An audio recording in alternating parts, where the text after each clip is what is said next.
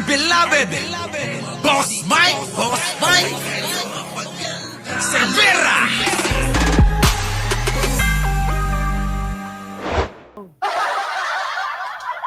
Romesh Bakho, etong kapatid ni Rapi Tulfo, na para bang inako na nila na sila talaga, parang inako na no? Na si Rapi Tulfo talaga yung tinutukoy ng girl lalo. Alam nyo, kung ako, mga kababayan ko, yung mga ganyan, hindi ko papansinin yan.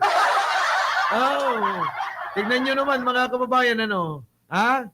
Sabi rito, pagpalagay na natin na true lalo. Ano ngayon? Kung babae siya. Tinutukoy, mga kababayan, yung si Rapi Tulfo rito, Sabi dito, mga kababayan, ano ngayon kung babae siya? Ang nakakahiya ay kung manlalaki ang kapatid ko tulad ng isang senador.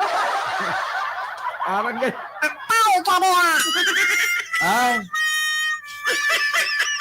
Parang ganun, mga kababayan ko.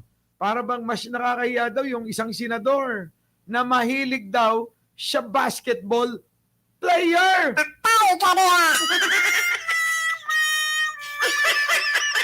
Sino naman kaya yung pinaparinggan ni Mon Tulfo ron kaysa naman sa isang senador na mahilig sa basketball player?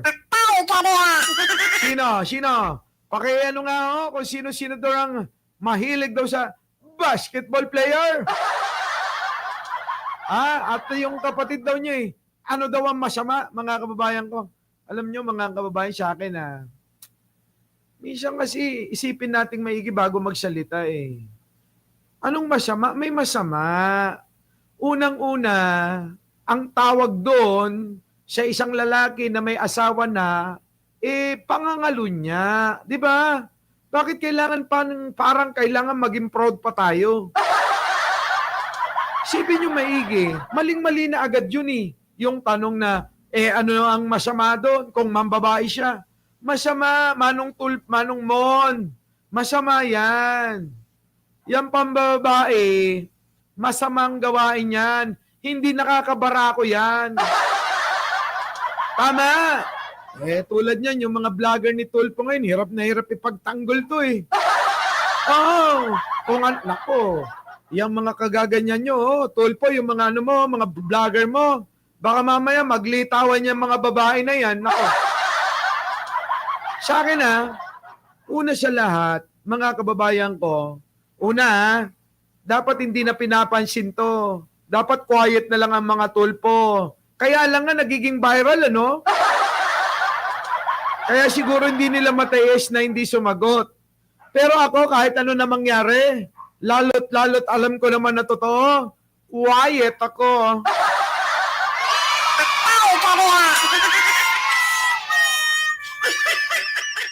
Diba? Quiet ako pagka ganyan, lalo na kung alam mong totoo, diba? So ngayon, ikalawa, tulad na sinabi ko, sige nga explain nyo nga sa akin, kailan naging tama ang mambabae, ang isang pamilyado may asawa, may pinakasalan, may mga anak. Kailan naging tama yung bebengbang ka ng iba? Sige nga.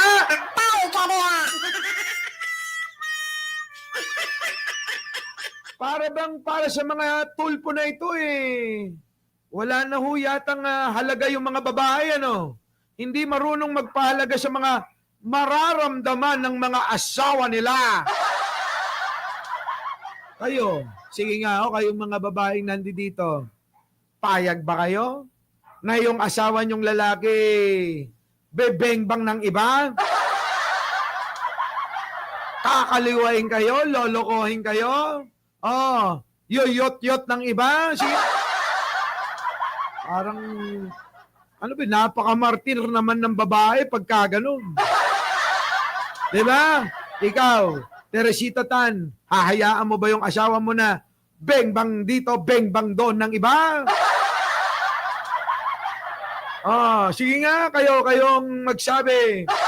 Ikaw, ikaw ay Chang, hayaan mo ba si Arnold Lopez na, nako, hindi mo alam bumibengbang ng iba? Kahit hindi alam, kahit hindi alam, mga kababayan, hindi ho dapat pinangangalandakan at tila ba parang ginagawa nyo pang magandang halimbawa na walang masama. Tama, mali. Tama. Sige nga, kayo. Di ba? Di ba, syndicate? Payag ba kayo? Payag ba kayo? Shoni Pineda, hindi natin gawain yan. Kapag meron tayong karelasyon, isa lang. Yun. Ay kung gusto mo pa, sabi ko nga 'di ba, kung gusto mong bumengbang ng iba, hiwalayan mo muna. Yung asawa mo, jowa, kahit nga jowa, kahit hindi mo pa nga asawa kalibin mo. Di po ba? Di po ba mga kababayan ko, lalong-lalo na yung mga ganyan. Yung mga binibengbang Ha? Sigurado ba sila na sila lang din ang bumibengbang? Paano nga pala kung nabengbang yan ng may sakit na hindi na sosolusyonan at nagagamot? Tapos, bebengbang kayo ngayon ng asawa nyo na malinis. Di nagkanda hawa-hawa na. Hawa na rito, hawa na ron. Di ba? Ano? Francis D. Guzman, Boss Mike, hanap ka na Nicolao. Sabi mo, magkita kami dyan sa Jiangnan, Francis. Sabi mo, lagi rito si Boss Mike. Sa Jiangnan. Di ba? Wala na. Yan ho, mga kababayan. Maging tapat kayo. Pakiusap lang ho. Mga kababayan ko, wag ho nating paniniwalaan itong si Montulfo sa mga ganitong mga katwiran. Hindi naman ho sa lahat ng pagkakataon sinasabi ko mali siya. Wala ho. Sa akin, mga kababayan, hindi ako sumasang-ayon sa ganyang katwiran. Ewan ko sa inyo, baka pwede sa inyo yan. Sa mga DDS siguro pwede. Martir yung mga yun Kahit harap-harapan na, nangangaliwa ka, pwede sa kanila Di ba? Mga kababayan kong mga lalaki, maaari ba irespeto nyo yung inyong mga partner? Pwede. Irespeto ninyo. Huwag nyong tutularan itong mga ito. Hindi ho tama't hindi ako sang-ayon na wala daw masama kung mambabae. Di ba? Kailan naging tama ang pambababae? Sige nga ho, paki-comment nga. Kailan naging tama ang pambababae? Itong mga ito, tumanda na, gonggong pa rin no? Di ba? Oo, sa ganyang mga katwiran, gonggong talaga. Di ba? Pero, alam nyo, ganito lang naman yan. Maaaring natutokso ka lang kasi maganda nga naman yung chika bebe. May maputing kilikili, may malaking hinaharap. Di ba? May madulas na balat. Di ba? Pero mga kababayan ko, minsan tao lang tayo nagkakamali. Pero kung lagi-lagi, hindi na yung pagkakamali. Tama po ba mga kababayan? Kung lagi-laging ginagawa, hindi na yan pagkakamali. Kung minsan natukso ka, nakalimot ka, dala ng barkada, nakainom ka, gano'n, di ba? At nakita mo talagang, wow, heavy, pare. Di ba? Trip na trip ko to talaga kahit magkano babayaran ko to, mabengbang ko lang Minsan, hindi ko kayo masisisi ron. Oo. Hindi ko kayo masisisi ron. At saka isa pa, kung yung babae na, yung lumalapit. Kasi ako, mga kababayan ko, nako, lalo na kapag lasing ako, hindi nyo ako mapapakinabangan. Oh, lalo pag lasing ako, hindi, lalong walang pakinabang. Oo. Oo. Ang problema kasi sa akin ako yung nilalapitan. My God.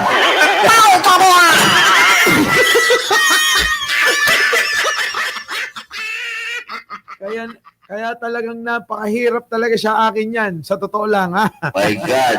My Di ba? God. Di ba, no? Napakahirap sa akin yan.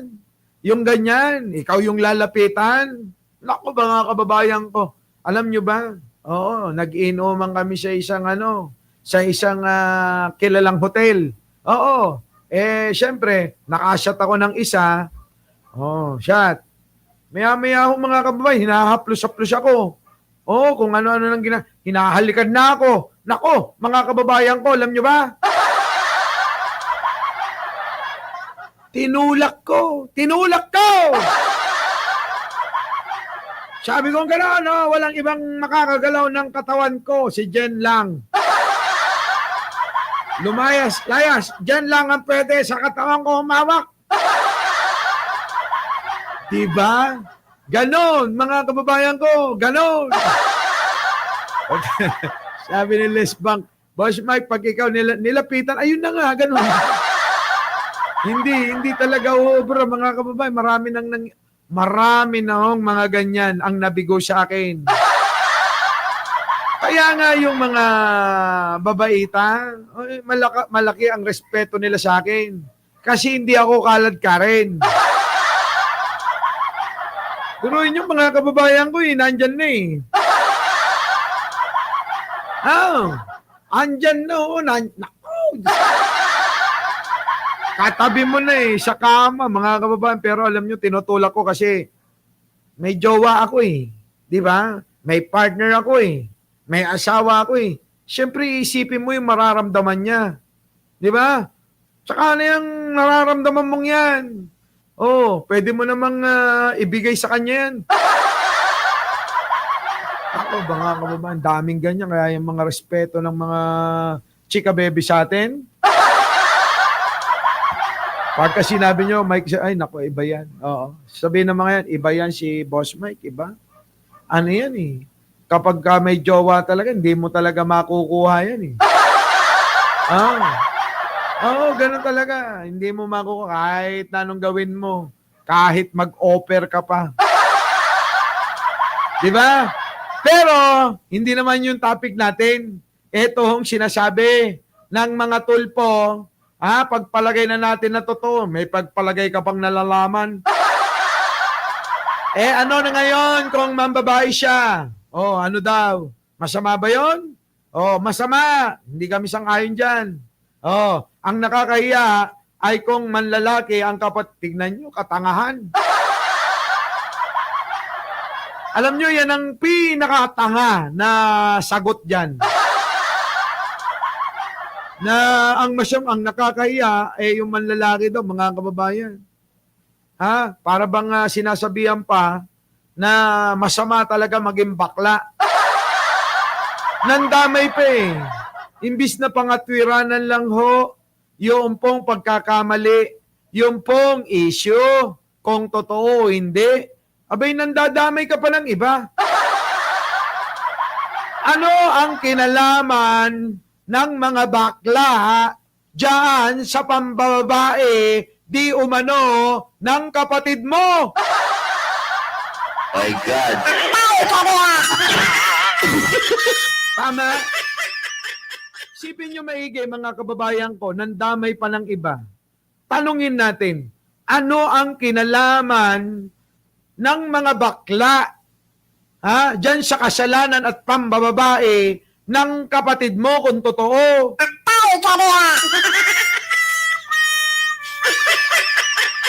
Yung dahil ang hanap buhay ko, puro bakla yan.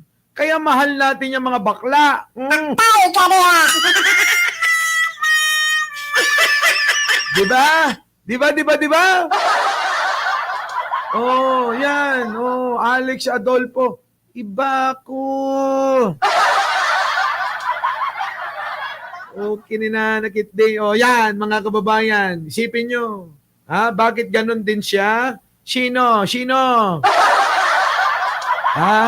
O yan, ha? Eto na nga ngayon, mga kababayan ko. Laganap na eh. O. Tawa na lang daw si Ramon Tulfo, kapatid ni Senator Raffy, nang marinig niya ang kumakalat na balitang may isang senador ang di umano'y nag-aalok ng indecent proposal sa isang Viva Max star na si Chelsea Lore sa halagang 250,000. Ayon sa mga haka-haka na kanyang narinig, ang kapatid niya raw na si Raffy ang tinutukoy dito. Matapos itong marinig ay hindi naman daw siya makapaniwala, lalo't batid niyang takusa o takot sa asawang kanyang kapatid. Paano mo naman nasisigurado? Paano naman yung mga chismis na lumalabas, ano? Alam nyo mga kababayan ko, huwag niyong pakasigurado na takusa, ganyan. Baka mamaya naman baka lang, ano? Baka naman hinahayaan na lang nung asawa. Hindi kaya ganon? Oh, nagtatanong lang tayo, ha? Hindi kaya, syempre, di ba? May asawang ano yan, di ba? Ayoko sabihin may asawang lalaki, para baka hindi maintindihan eh. Halimbawa lang dahil nai-issue nga raw, yung kapatid niyang si Raffy Tulfo, may asawa na po yun. Di ba? May asawang babae. Di ba? Oo. Tapos sasabihin, takusa daw. Kayo ba'y naniniwalang takusa si Raffy Tulfo? Kung si Raffy Tulfo talaga yung tinutukoy doon sa kwento ng babaeng etong nandito, ay nako, maalaala mo kaya? My God.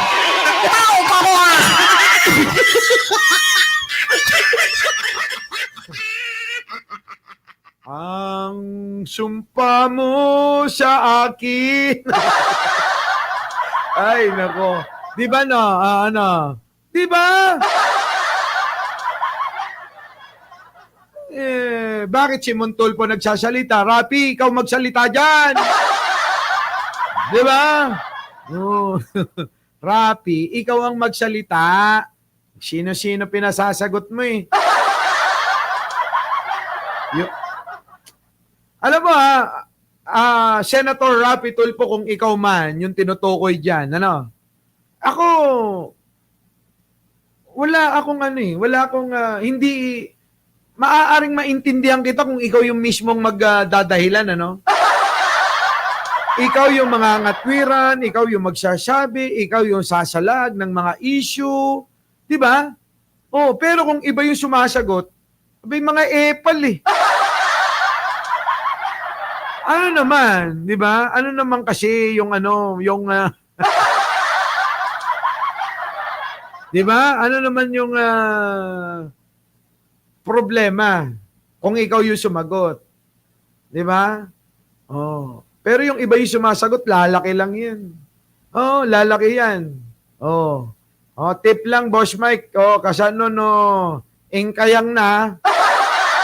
Manungatang, kailangan ka aday gatang mo kondo, adati itad mo nga pang negosyo, ada igatang na ti Rolex, ka na bag nga Hermes, ka na Christian Dior kasjay, ka na aday igatang na nga barungalugan, kasjay di ba, Mark Ramos? Oy! Oy, ba't live ka ng gabi? Bakit? Bawal na ba ngayon mag-live ng gabi? Ikaw talaga. Huwag kang mag-alala. Oo, tuloy-tuloy pa to, ha? Oo, pag-uwi mo. Oo! Pag-uwi mo. Huwag kang mag-alala. Sagot ko na yan. Yan, nakikita mo ba yan? Nasa litrato. Baka gusto mong magmano. Magmano ka. Pwede yan, ha? Ito na. Tuloy nga natin to. Nawawala tuloy tayo eh. Samantala kung ipagpalagay man daw na totoo ito, mas nakakahiya raw kung mapapabalitang nanlalalaki ang kanyang kapatid kagaya ng isang lalaking Kita nyo, mga kababayan ko, tama bang katwiran yon? Sasagutin ko uli. Kailan po naging tama yung mali? Kailan naging tama na magtaksil ka, mga liwa ka, mga lunya ka? Ha? At bumengbang ka ng iba samantalang meron kang asawa, meron kang mga anak? Ano? Kikita nyo ba yan? Si Rhea Montemayor, iba pa yan. Bukod kay Chelsea, mga kababayan, meron pa raw, ayan o, nasa litrato. Ano ba talaga? Umamin na kasi kayo. Oo, baka maunawaan pa namin kayo nila Jewel, ano? Baka maunawaan pa kayo nila Maring Linda, nila Ligaya, di ba? Nila Pachuchay, nila Shena, ni Aichang, Oliver Capagal, si Saba, di ba? Yan, si Mark Ramos. Di ba? Anong di balay? Huy. Kasi Mark Ramos nandadamay ng iba eh. Ano lang kami, friend lang kami dalawa nila eh. Walang mali siya. Matulog nga sa tabi ko yan, walang mangyayaring iba. Tatalikuran ko lang yan. Hanggat meron akong pinangakuan ng aking puso at pagmamahal, kailanman hindi mababalit, hindi madudungisan. Ganon kasi, mga kababayan ko, tandaan nyo, pumili kayo ng ganong lalaki. Yung lalaking kahit na nasaan mapadpad, sigurado na hindi kayo ipagpapalit at hindi gagawa ng ikakasama ng inyong kalooban at magiging dahilan ng inyong pagiging lumbay. Diba? Yan, malulumbay kayo, mai-stress kayo. Hindi dapat binibigay ng isang lalaki yan sa asawa. Tama ba, mga kababayan ko? Tama? Sa totoo lang ho. Bakit? Ano ba pagkakaiba niyan? Nakahalang ba yung ano niyan? Diba? May pare-parehas lang naman yan eh. Sa totoo lang eh. Maliban kung yung asawa mo eh pinapayagan din na magpabengbang sa iba. Ang tawag doon, it's a tie. Diba? Halimbawa isang lalaki, isang babae. Yung lalaki, hinahayaan na bumengbang kung sino-sino. Si babae naman, hinahayaan ding magpabengbang kung kani-kanino. Tawag doon, it's a tie.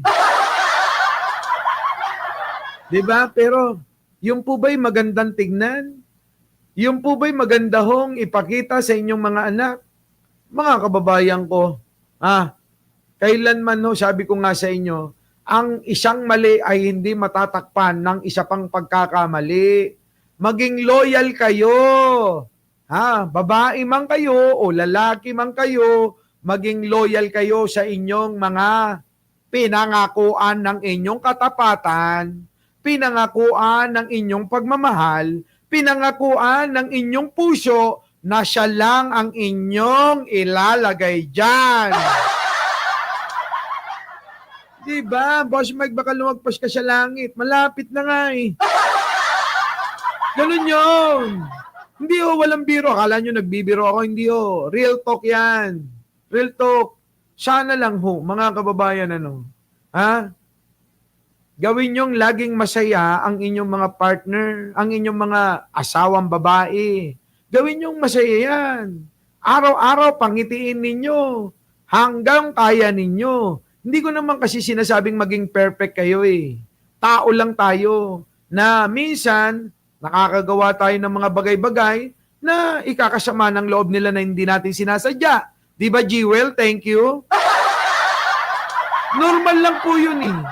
Normal lang po yun. Yung ganon, yung minsan may pagkakatampuhan kayo na minsan hindi nyo sinasadya na nakagawa kayo ng kasalanan na hindi niya pala gusto. At ganon din siya, di ba? Vice versa.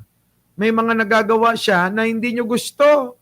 Tapos, at least, doon, nagiging nagiging mahigpit lalo yung inyong samahan kasi naiaayos nyo yung mga bagay-bagay na hindi nyo napagkakasunduan. At hindi na mauulit yun kasi napag-usapan. Pero yung dahil may ganyan, mga kababayan, magpapadala kayo sa mga ganyang itsura.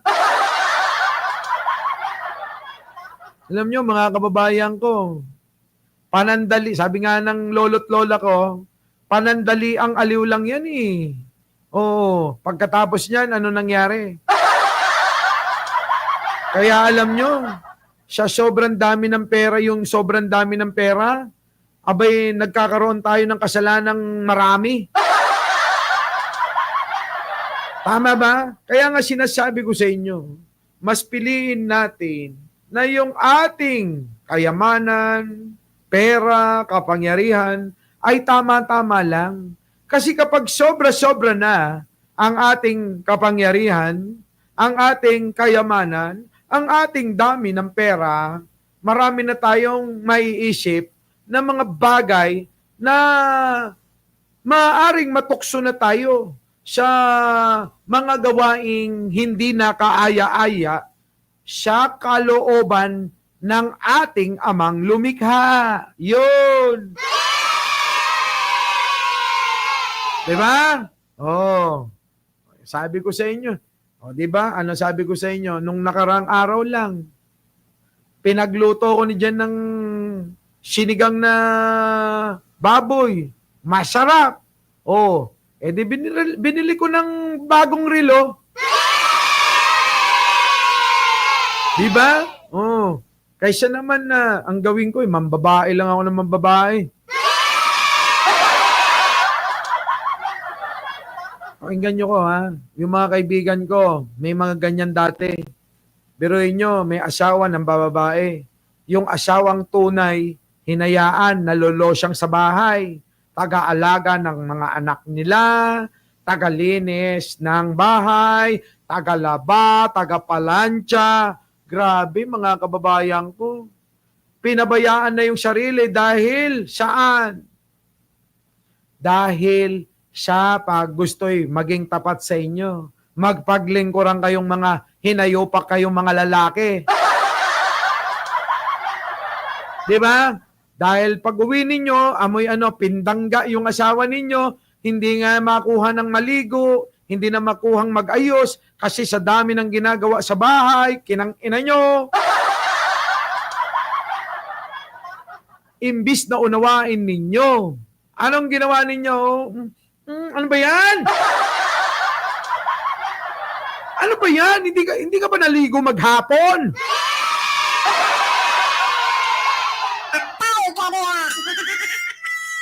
Di ba?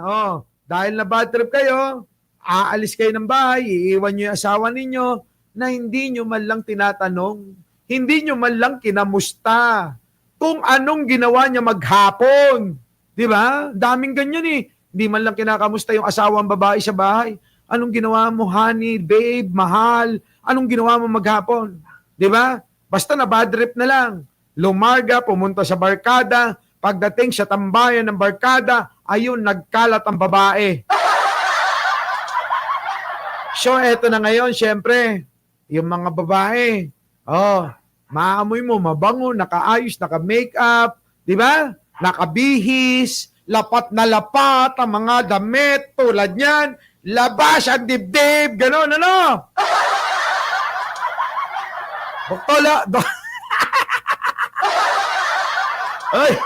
Dr. Alec, Sabado tayo.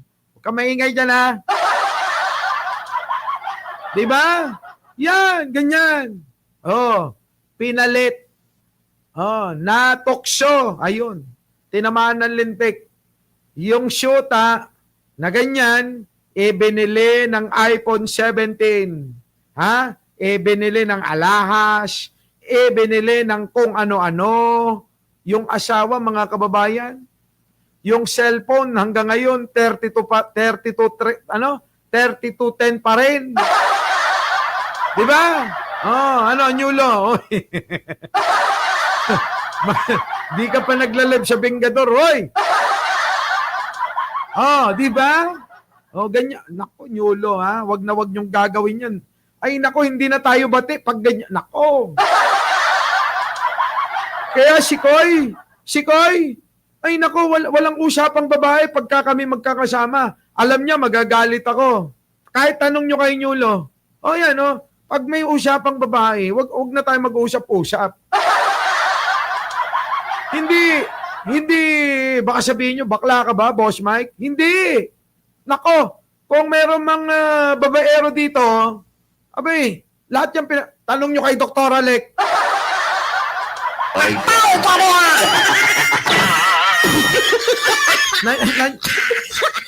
Nandiyan ba si Dr. Alec? Tanong nyo sa kanya. Oo. Linggo-linggo, iba-iba sinasama ko sa clinic niya. At hindi basta-basta, mga kababayan ko, talagang hubog, tangkad, nakaw! Ha? Sabi ko sa inyo, kahit sarap ni Dr. Alec, naglalap-lapang kami. Ha? Inaayos yung mukha, mga kababayan eh. Di ba? Tanong nyo, Dr. Alec, ikaw magpatotoo. Hindi mo ako sinungaling eh.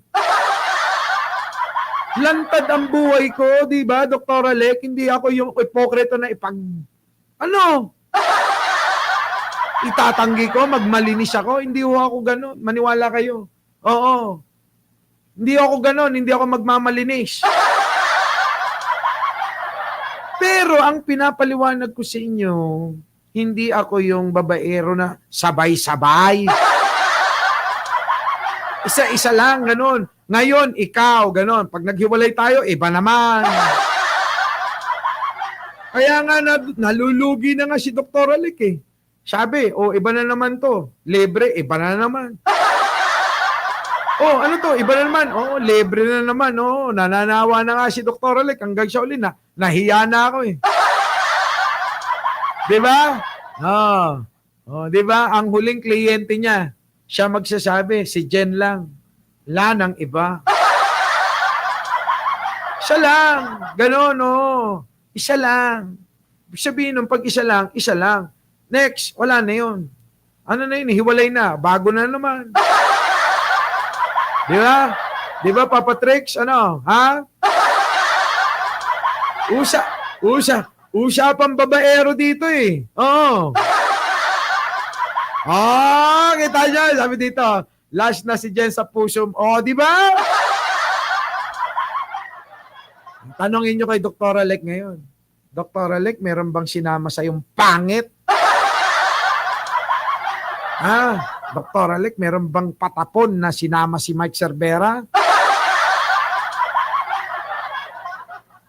Lahat, mga kababayan. Lahat, pinag-aagawan eh. Kaya lang talagang iba yung karisma natin. Nauna yung karisma natin bago sa iba eh. Diba?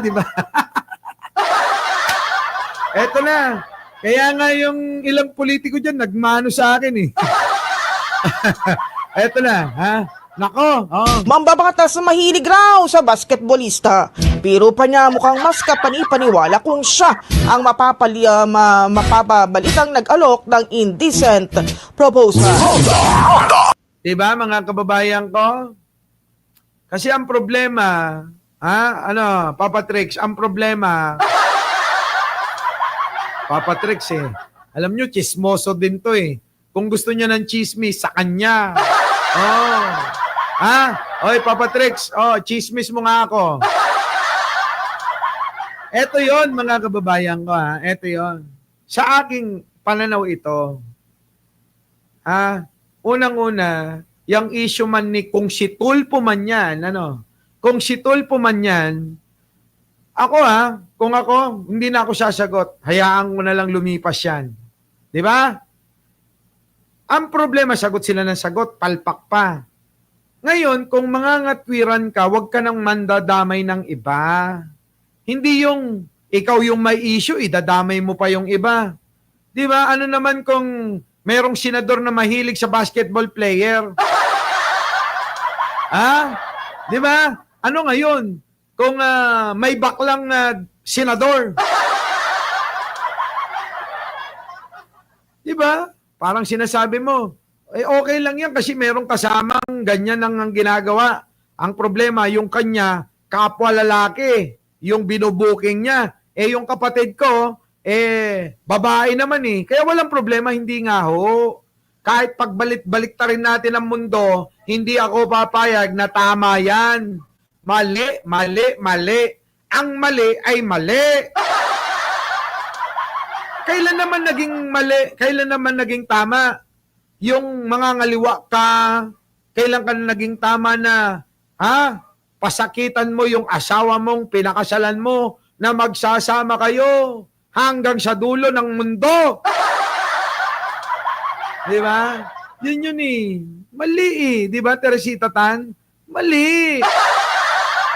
Kahit na pagtagilid, paharap, patuwad, ano pa mang posisyon ang gawin nyo, mali pa rin yan.